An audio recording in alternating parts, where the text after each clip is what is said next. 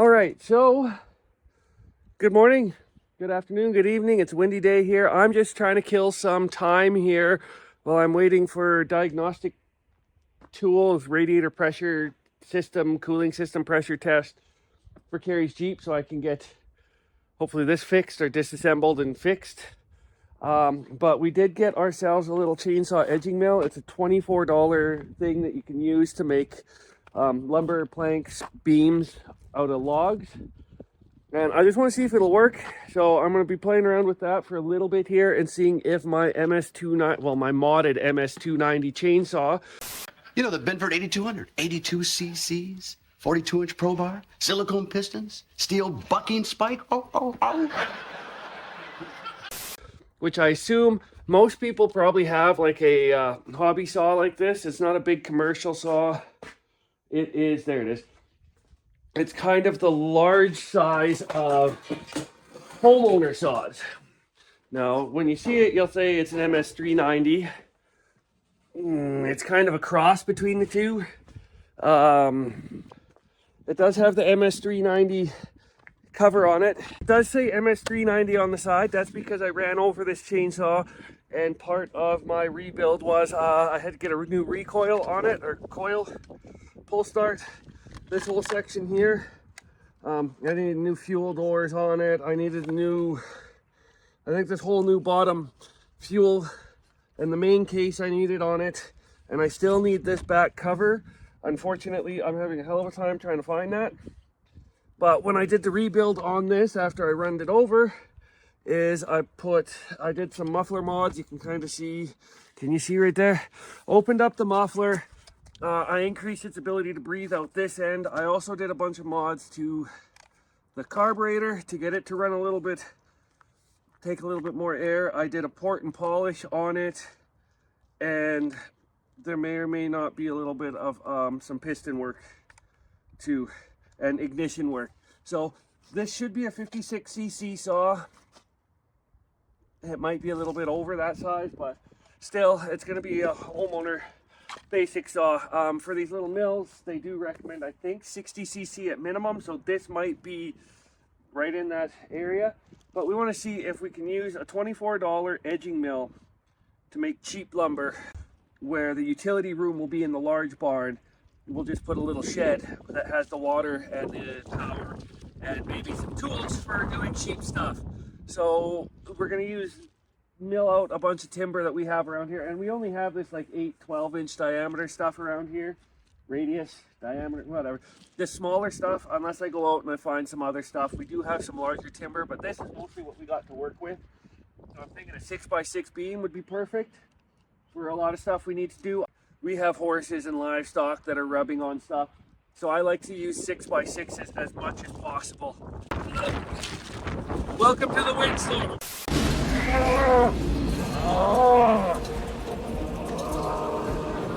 Cow. To set this edging mill up, what you need is a 2x4 or 2x6. Thankfully, I had a 2x4 sitting down in one of my barns that I was using. So we're gonna set this up. This isn't the full length of this here, but we're gonna set it up right on here. And yeah, there's a bit of stuff in the way. As you can see, we'll set it up the best we can, and I will try and shim it up, and I'm just going to try and cut that much of that to see if it works. That's only 8 foot, but we're going to see if it works, because this is just to see how well this saw works and try and get an idea how this edging mill is going to work. So when I talk about power steering system sitting on the ground here, so this is the edging mill we got. This is a Bozeman, same as my debarker, and my debarker works like a hot damn, so I'm hoping this works pretty good. So this here, you can see where it slides on the 2x4, and then your saw clamps into that clamp there. This was like 24 bucks at Princess Auto, but it just sits down onto here, and then it runs up and down, and you got a guide for your saw. So I'm hoping I can make this thing work out pretty good. So we need to get some screws. I got to screw that in and shim that so it's square. And then I'll get this thing all set up here, and we'll see you shortly. All right, so I do have this laid out. I got this adjusted to here, and I'm just working on tightening these up. Okay, which is a little bit bigger than that, but as you can see, they recommend like a third of the bar up, so I think that should work. It is a little bit crowned here, but this is straight, so hopefully it works. I don't mind if I wreck this board, it's not a big deal. So I gotta go get another socket and set this up. Well, I cut a little bit on it. I'm pretty sold, it'll work okay. Might take a bit of fine tuning to get your adjustments just right, but I like it. For 20 bucks, this is all that anybody should have on their farm. That's pretty slick. So what I'm gonna do, I'm gonna finish cutting this with the 2x4 to the 8-foot long, because I can use that 2x4 piece and that 8-foot piece. We gotta build an outhouse out at Ramcatraz at the farthest point back on the property, just for convenience. So I think this 2x4 size beam and 8-foot long should work fine for that. I think it would be a good project. Anybody could start out on their farm. Just an outhouse, simple. If it isn't, it's easy to make it fairly structural, and if it's a waste of wood, it's a waste of wood, whatever, right? So I'll get cutting the rest of this here. It looks like it's sort of cutting a little bit off to the side. I'm not sure. This is the first cut I done on this, so I'm gonna get to work.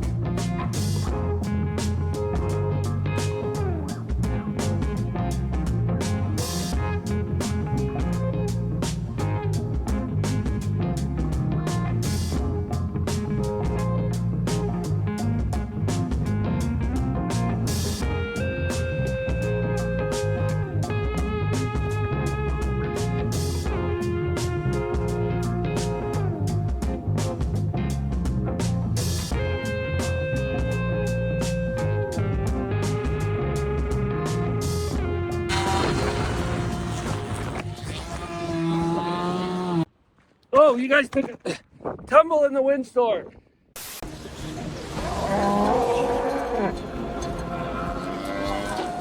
Another cow. Actually, I think that was the same one. But that don't look too terribly bad, I gotta say. The problem is you start to run out of 2x4. You can't really go as long as the board, so I gotta decide whether I'm gonna be acceptable with just under 8 feet. Yeah, I think so. Because this could be the back and we'll put a sloped roof on it. So that works. I think I'll take a tape measure, measure that, nip that off.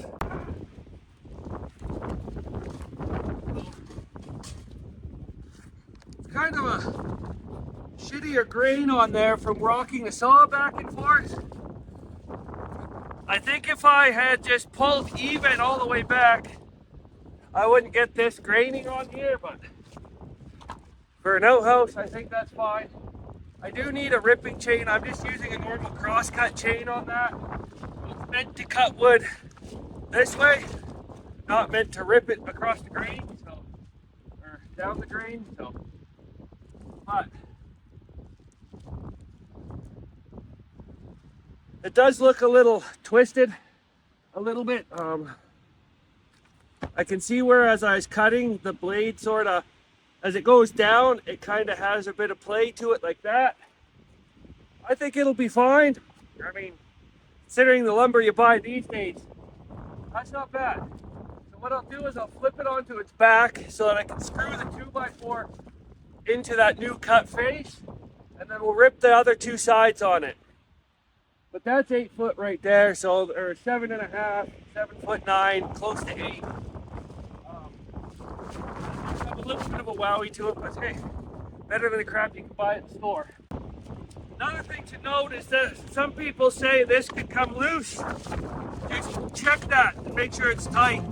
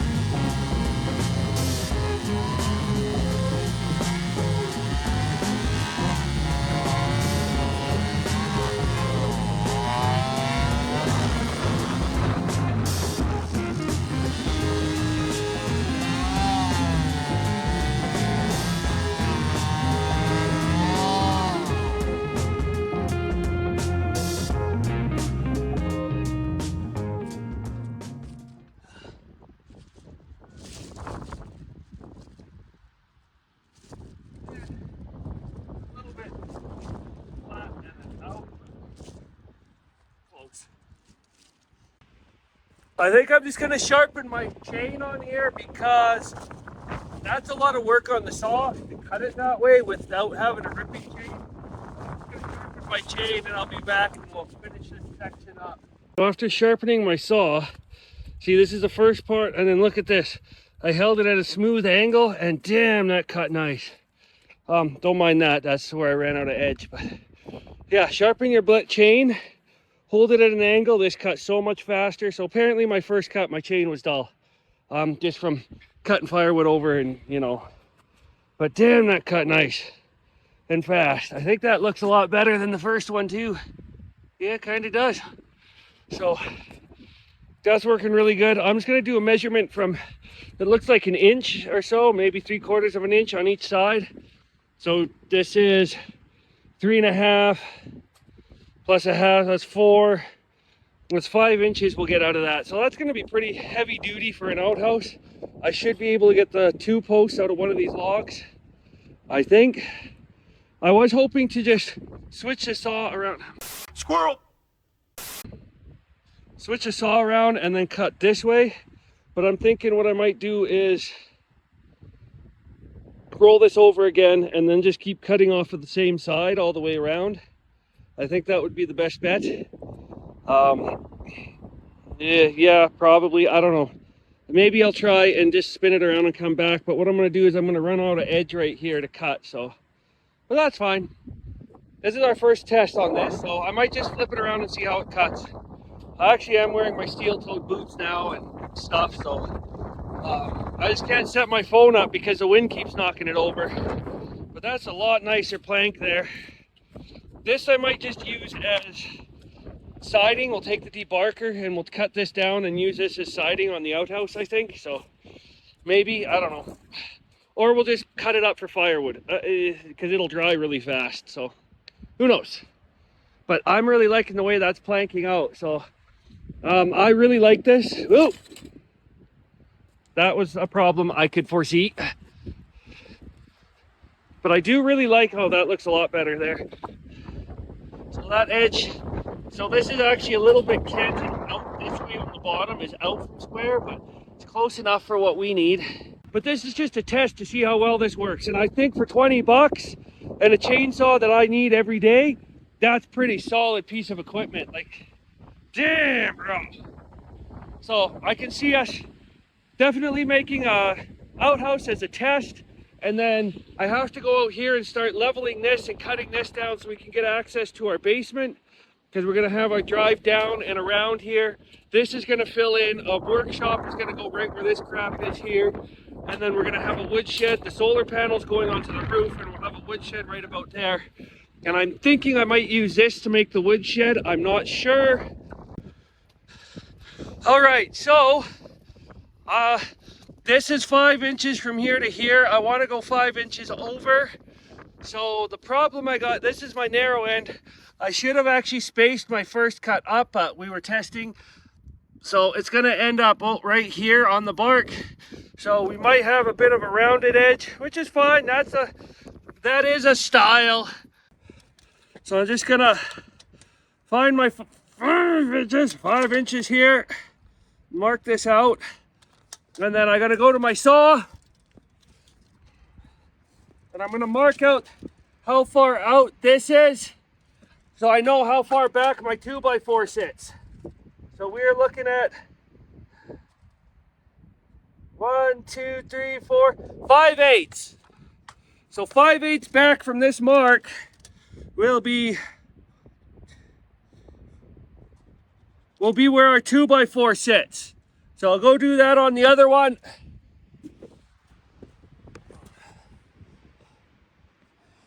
You don't really want to sit square there, do you little bugger? 1, 2, 3, 4. That's where our 2x4 edge goes. Right there. Come on, look out. Damn stupid Milwaukee piece of crap.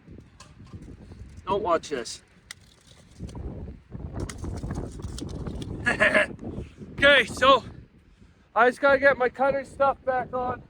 I'm just gonna rip this down. It's too windy for you guys to sit out here because it keeps knocking down.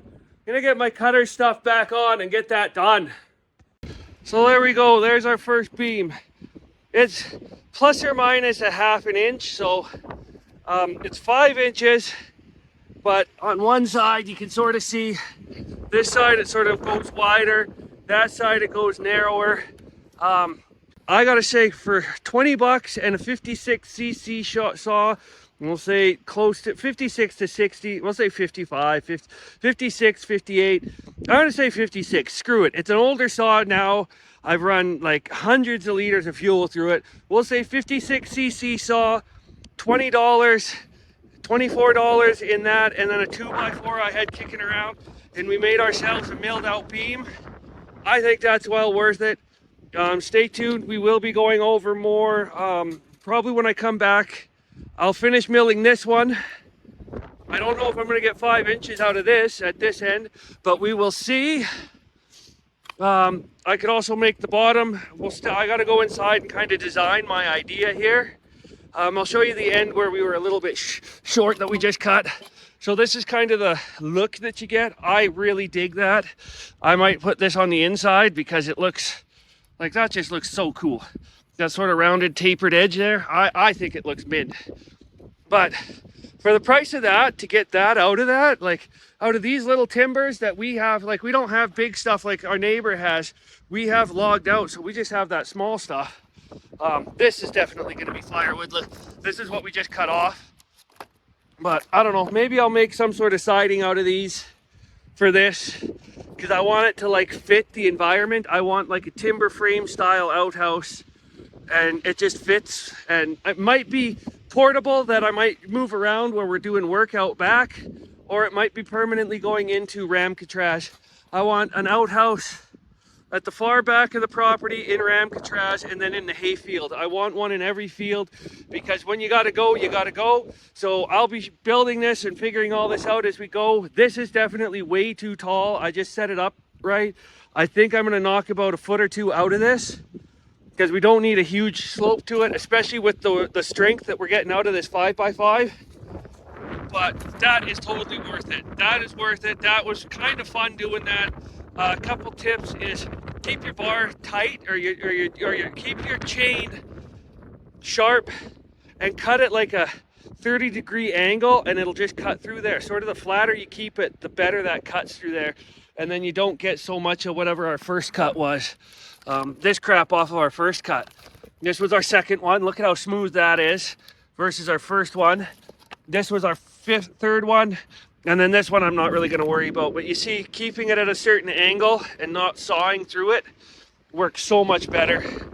I'm really stoked at this. Yeah, definitely worth the price. I had the saw. Anybody with a farm should already have a saw about that size, maybe a little bigger.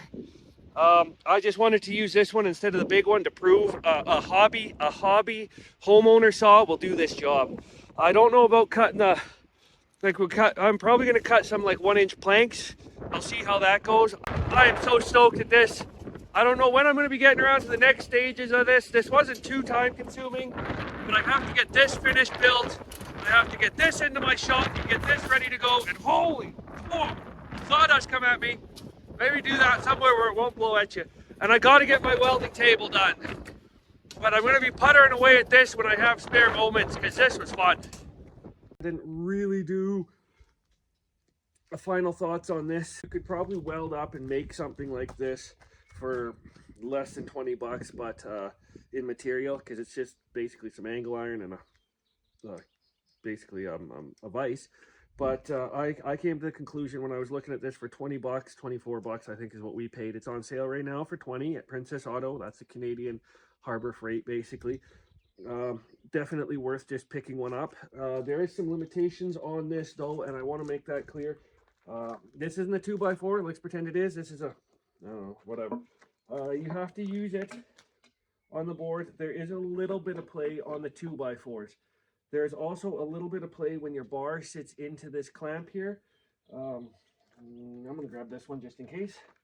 So when you're clamped in here, even though it's clamped, there is a little bit of play in the bar. So when you're cutting, that's where we had the bit of the angle change.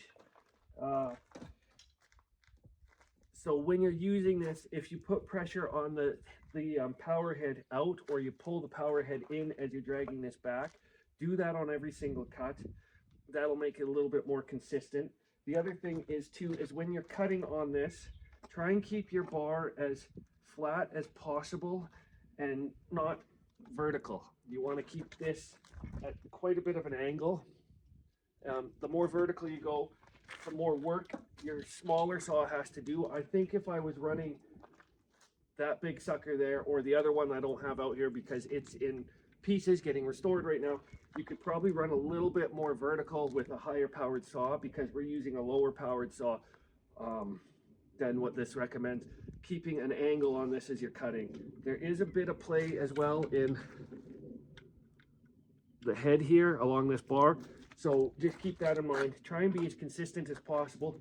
Keep your speed on your saw consistent, keep your angle consistent, keep your rate at which you're moving down your guide consistent. On our first cut that we did, you saw that I had a bunch of knots and branches, so that this board was actually sitting at a bit of a funky angle. I would recommend picking up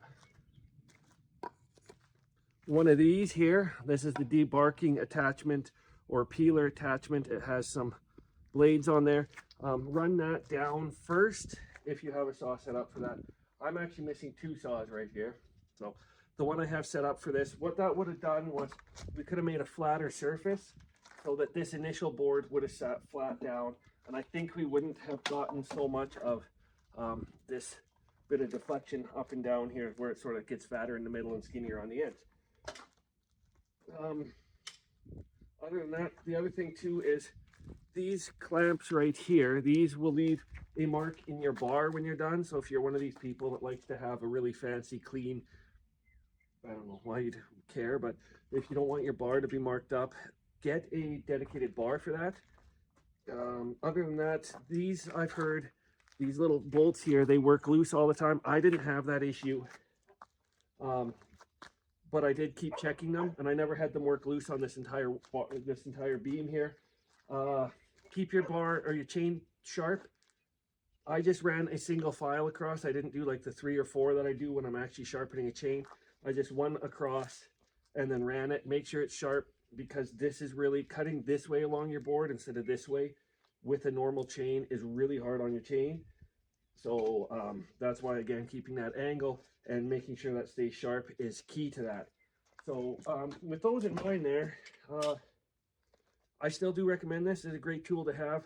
The limit on this too is, we had our board sitting here. You can only go to the edge of this right here before this doesn't have a guide. So what you're eventually going to be stuck with would be, you can get a couple planks off of this, like to there, but then you're going to still be stuck with a fairly wide board. So that is kind of a limiting factor on this tool here. You're definitely not going to make like furniture grade quality, but for rough outbuildings, definitely a great tool to have in the farm on the toolbox. In the farm on the toolbox. That's great and backwards. So yeah, other than that, I think it's wonderful. I think it's great. I had a lot of fun running it.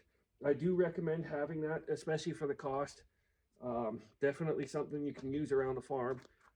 Definitely something that would come in handy, I think. Especially, I think I was paying $6 a board foot for 6x6 beams a couple years back. So being able to make something simple that you can just use that's cheap is well worth it. Oh, I was talking to my neighbor, and he has an actual chainsaw mill. It's one that sits horizontal, and you run it down this way, so your saw would actually sit in a frame on a rail, and it runs down this way. He said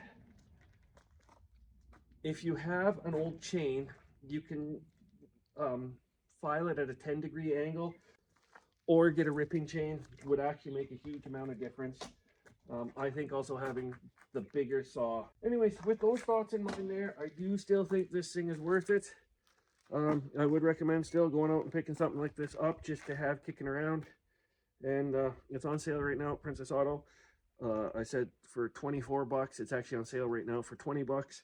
I don't know Harbor Freight. That's the US version of Princess Auto. So we're still going to be working on this project right here for this outhouse deal. I just have to finish, you see there's no post pounder here. So the post pounder is in there. I'm currently working on rebuilding that. You can see the Jeep is out of here. There's an engine right there for the actual big sawmill. It's actually sitting, you can see the orange bit there. So I've got all those projects kind of, or all those things that need to be restored here. So this is actually being pushed off a little bit right now. So you'll have to come back and see when we get this finished. It will get finished, don't worry about that. And there is more videos for like the day-to-day farms. Anyways, so that's what's up on the horizon. That's what I think about that. It would be easier with bigger logs to make like thinner planks because you'd have more area to put your guide down. But unfortunately, with what we have around here, we're pretty limited to this size of timber here. Work with what you got, right? But definitely we'll keep working on this outhouse or the woodshed. I'm thinking it's going to be the outhouse. But yeah, come back. We'll actually get the big mill running here too. So like I said, there's the engine for it right there. I'm currently, that's under construction work right now. And you can see I'm pretty much getting this all cleaned up here to start reassemble on our post pounder. And then the green one out there is also, well, it was under construction. Oh, that's terrible. What's going on there? The green one outside was under construction, but now it's actually, or repairs, but now it's going straight to work. So yeah, definitely come back, check that stuff out, and we'll see you on the next one, whichever one that is. Larry, play me out.